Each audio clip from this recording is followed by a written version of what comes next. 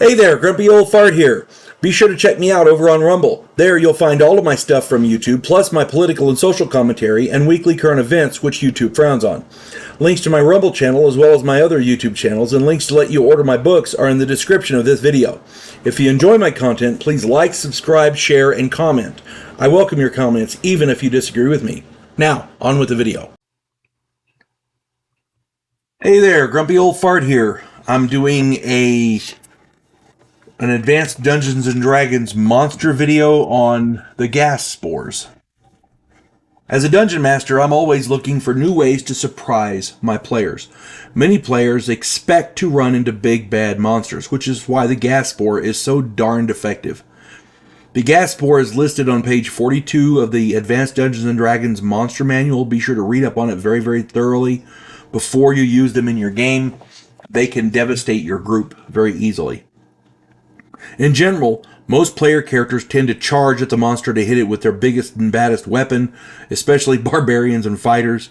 This particular creature takes full advantage of that. Gas spores appear as beholders, 90% at a distance and 25% at close range. It's a useful facade, I guess, and this is part of their lure. Most players see a Beyonder and automatically want to kill it before it can use its powers, hence all the fighters running over to hit it. Once a gas spore takes at least 1 point of damage, it explodes for 6 to 36 points of damage. And they can save for half to only taking 3 to 18. But that's still a lot of damage. And it's a 20-foot radius, so everybody jumps in there to hit it. Everybody misses except for the last guy. He swings and hits. Everybody takes the explosive damage. This damage can, this damage can really, really hurt your players because it is an explosive type thing. On top of that, these things travel in groups, so up to 3 of these can be together at a time. This damage can quickly be multiplied. This is another one of those dangerous points because you see 3 of them, you hit one of them, it explodes. That explosion gets the next one. It explodes. That explosion gets the next one. It explodes. You can take out a whole corridor full of players. It's crazy.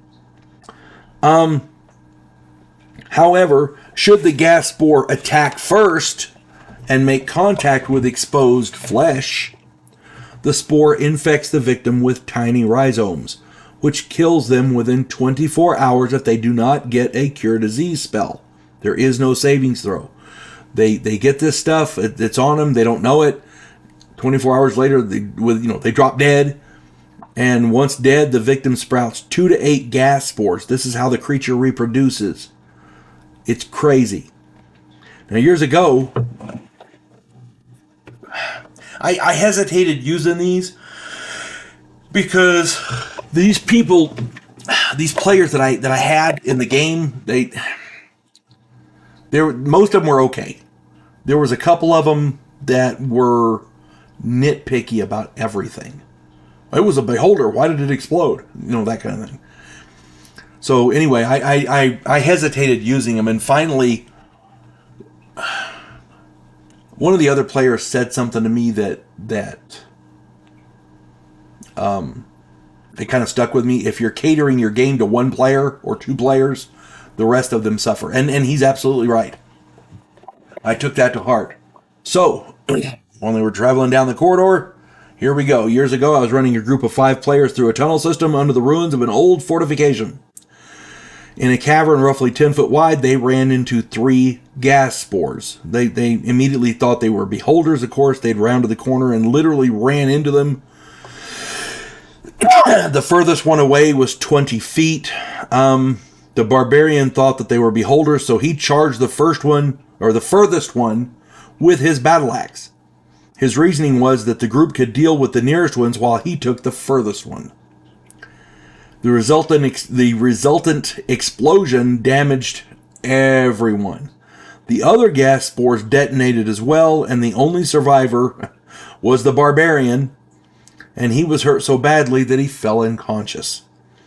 He was captured by slavers and had to facilitate an escape 3 weeks later. Yeah, those other 2 players were not happy But when I guess, for lack of a better word, peer pressure from the other players got involved, they understood what was going on, and they did their thing. They were okay with it after that. But yeah, first moral: never let one or two players dictate how you run your game. The other moral is sometimes it's not always a beholder, as I'm just saying. Sometimes things aren't always as they seem. I hope you enjoyed this. Hope this finds everybody well. You folks have a good one. God bless one and all. We elect cookie-cutter politicians every single election cycle.